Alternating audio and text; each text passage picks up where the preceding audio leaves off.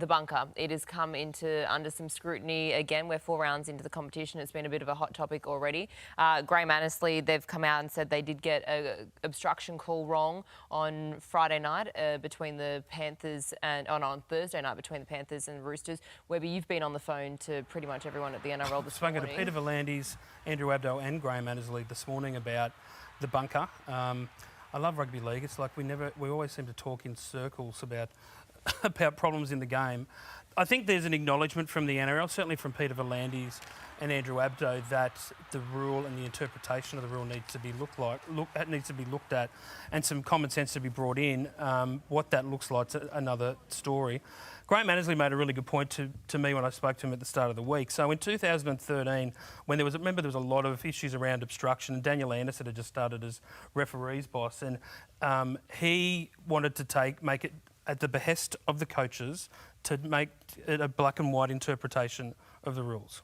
So it was very interesting to see after that game on Thursday night when Ivan Cleary said we need to, every time you have a black and white interpretation, it gets messy. So I don't know, it's up to, what does the game want? Does it want a black and white rule or does it want discretion? It's not a black and white game. But it's an interpretation game. That's 100% Would you like to see it have interpretation for the people in the bunker ruling on these? Or I'd like the referees to have an opinion and be able to have their discretion in the game and the feel of the game. I think we've lost that. Yeah, when the referees have a feel of the game, would that player have impacted that play? Like that's when they can start making decisions on these sort of things rather than thinking about, okay, well, you've got this player here and this player here. Like, that's when we start thinking black and white. It's not a black and white game. So you're saying the referee should get an opportunity to be able to make the decision himself? Like in rugby union, they have a video where the bloke actually runs off and looks at a TV. Well, both of these tries we're seeing now were awarded. So the referee felt in that situation that no one was obstructed. So I can live with that. I don't mind this one because we do so many plays where we have lead runners. Okay, can I just and ask we take a lot of creativity around. Like everyone does so many second man plays. So you are sending someone in front of the ball. So if you're in front of the ball and you impede anyone, I'm nearly happy to say. But then all of a sudden you get the one where Jared Hargreaves goes through the line and 30 metres away there's Dylan now Edwards. We've seen the players play at it. I hate the players. Well, I'd be, yeah. And now they're playing to it. But the thing is, if it's going to be black and white, but if we're going to have discretion, I think we need an ex-player in the bunker to give their opinion. Well, that used to happen. I don't think it happens anymore, but it used to happen. It used to be. The referees know the rules, without doubt. They know every rule in the rule book and how it's adjudicated, but they haven't got... Maybe they haven't been there on the field to understand the discretion of, one, how tired Luca Moretti was there when he was in quicksand, of going, mate, there's no way he's going to get turbo there. I often think about Bill. Bill Harrigan is considered the best referee the game's ever had. How do you think Bill would go in this era where the eye in the sky makes all the decisions? You know what I mean? Like, we don't empower the referee to make that call. I feel sorry for the referees because they're in their ear all the time. Could you imagine out in the field and you're looking to set up a play and you're calling the play? Someone's in your ear going, don't go right, go left, go left, go left. You'd be like, leave me alone. So would you like to have the referee on the field be able to have the review of it, to look back on it? Still go to the bunker? But they have one or two looks at it in real time and then make a decision. If they're going to have discretion. Like all the time, we're going to the bunker when there's a try scored. So remember, you've got a minute and a half. Like we give a goal kicker a minute 40 at the moment. So you've got that much time to dwell on it. Everyone's sitting at home going, putting the pressure on. You know what it's like? You look at something long enough, you give a reason not to give it.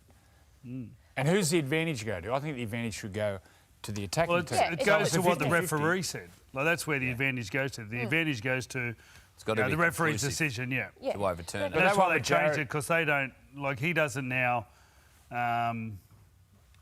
so he gives a try, then they've got a minute 40, he just walks off, and then obviously he knows that the bunker's going, checking. Because otherwise he just blows the whistle. When he blows the whistle, it's no try. Well, the two ones we're talking about the last couple of weeks is the Jared, when he went through with Dylan Edwards. Dylan Edwards made contact. He could have got around him. And the Luca Moretti one with Jake, Luca, without doubt, have a look. It's It's Dylan Edwards. He makes contact. So the NRL has come out and said that they got this one wrong. Yeah. But then the incident in Manly Para game, they were happy with that one. So they That was because he stopped in the line. There was one there where Luke Keary actually got impeded a little bit. Is that when Taruva scored? And Taruva ended up scoring. So, like, you think a metre helps, Billy knows better. For every metre you get a chance to go slow or faster, put him in a position you want to put Well, that metre... because he didn't know how to cheat. Here it is. Yeah, like he didn't know how to cheat. Well, you know what? If you're defending it where the halves do, and you hear people talking about 3 in, they're defending inside the centre. If I was defending there, my spaces with the back row, I would be so tight with him where the lead runner could not run between us. He'd have to run to the outside. And every time you tackle him and you get a penalty. Well, every time. What that metre does there But on so that, this that is what exact I'm saying, clip. Bill. So if you look at it from the Eagle cam, to look it up, and the next player goes, well, have a look at his space in there. Look, Billy's so tight with his back rower. He's deliberately getting the lead runner at his outside. And he's making the contact, not the lead runner. This is when we need someone saying, no, we can't be rewarding that sort of behaviour. And there was one yesterday in the Moses Sully try.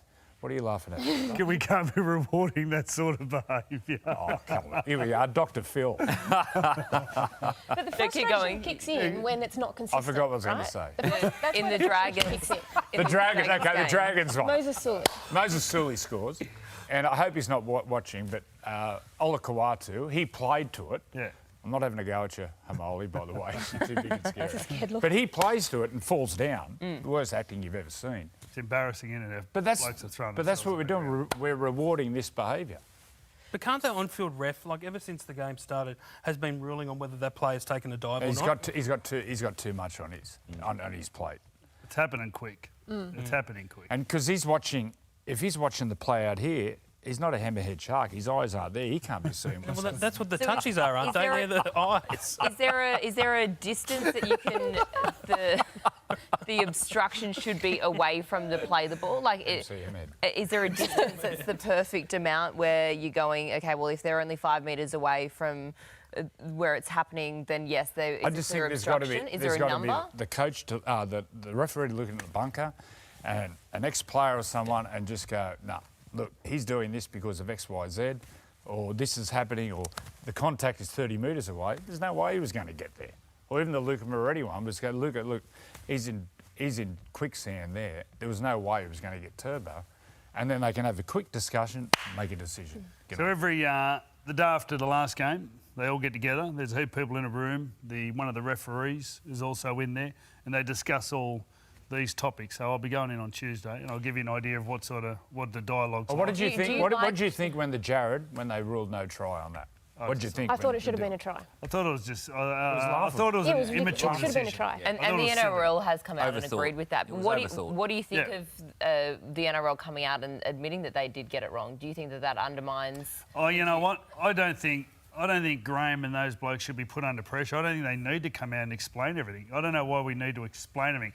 I do understand that it's another thing that people talk about rugby league. So from a point of view of a journalist or people on social media, it creates talk, which is, it's good business.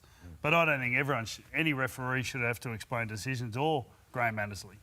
Webby, what do you think about it? Look, I've talked to Graham about it this morning. Like, I'm happy either way. Like, but he says if we don't talk about it, then we're not being transparent. If we do talk about it, we're being too transparent. It's like, honestly, I watch a lot of different other sports, a lot of NFL. No game complains about refs and the officials like we do. Honesty is the best policy, Brad. There's another one for you. You can't reward that behaviour. All the Hallmark cards today. You started the show with the whispers are getting so loud. I'll take that with me for the rest of these. I've had the fish oil this morning. I'm on the game.